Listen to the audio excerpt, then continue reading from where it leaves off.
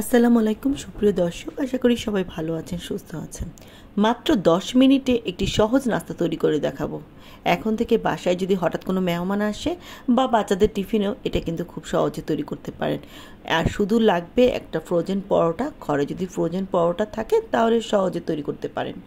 চলুন দেখে নেই এই 10 মিনিটের নাস্তাটা আমি কিভাবে তৈরি করছি।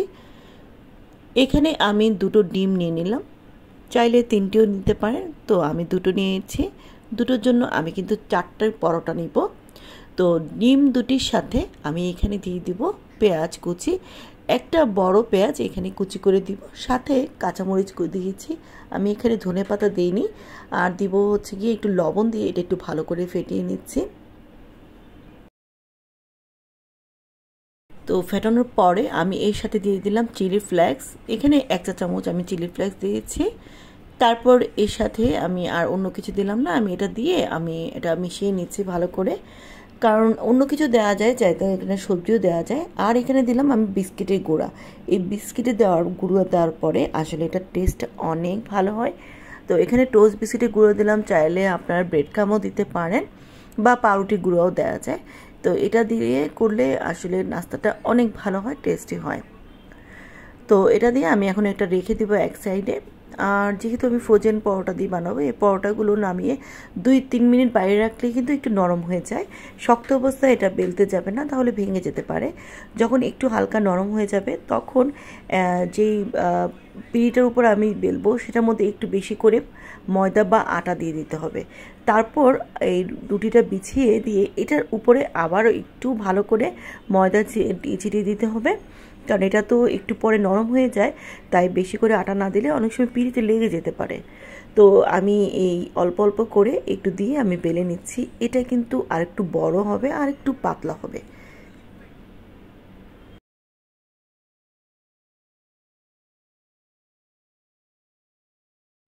একটু নরম হওয়ার পরে লেগে যেতে পারে, তাই ভয় পাওয়ার কিছু নেই। একটু আটা দিয়ে বেলে দিলে কিন্তু অনেক বড় হয়। আমি প্রথম যে সাইজের নিয়েছি এটা কিন্তু আরেকটু বড় হয়েছে বেলার পরে। তারপর যখন এরকম বেলা হয়ে যাবে তখন আমি এর মধ্যে যেই ডিমের মিশ্রণটা তৈরি করে রেখেছিলাম সেটা এটার উপর দিয়ে দিব।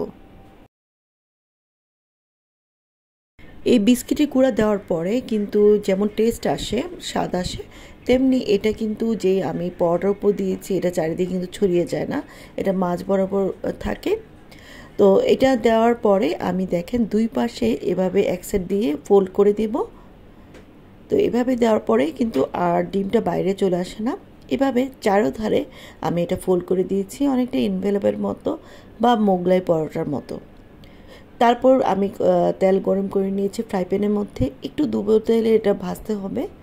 আর যে তেলটা দিলাম সেটা কিন্তু একদম বেশি টাটকা গরম না, মানে চুলার আঁচটা কিন্তু কমিয়ে তারপর দিতে হবে। আর চুলার আঁচটা একটু মানে লোয়ের চেয়ে একটু বাড়িয়ে রেখে এটা ভেজে নিতে হবে। এটা যখন ভাজবে থাকবেন তখন দেখবেন কিন্তু এটা আস্তে আস্তে এটা ফুলে যাবে।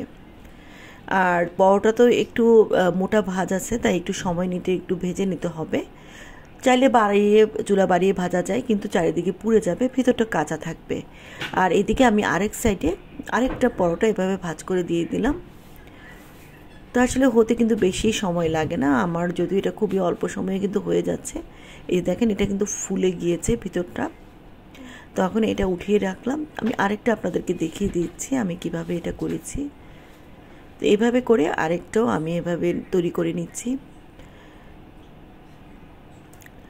এই পর্যায়ে একটা রিকোয়েস্ট করব, আমার এই রেসিপিটি যদি আপনাদের কাছে ভালো লাগে অনুরোধ করব আমার চ্যানেলটা সাবস্ক্রাইব করে রাখতে।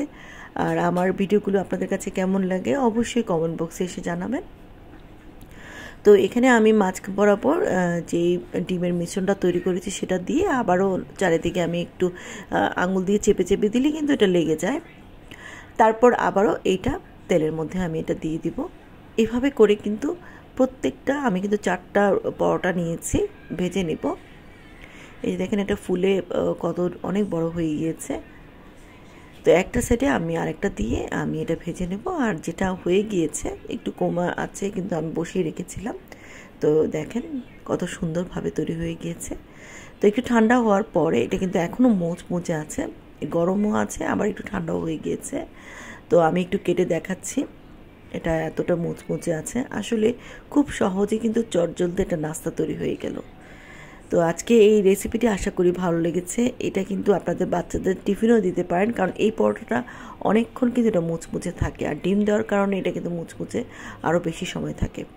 এই ভিতরটা একটু দেখে বুঝতে পারছেন এটা কতটা সুস্বাদু হয়েছে, কেউ বুঝবেই না এটা ঘরে তৈরি করেছেন। মাত্র 10 মিনিটে আজকে এই নাস্তার রেসিপিটি তৈরি করেছেন।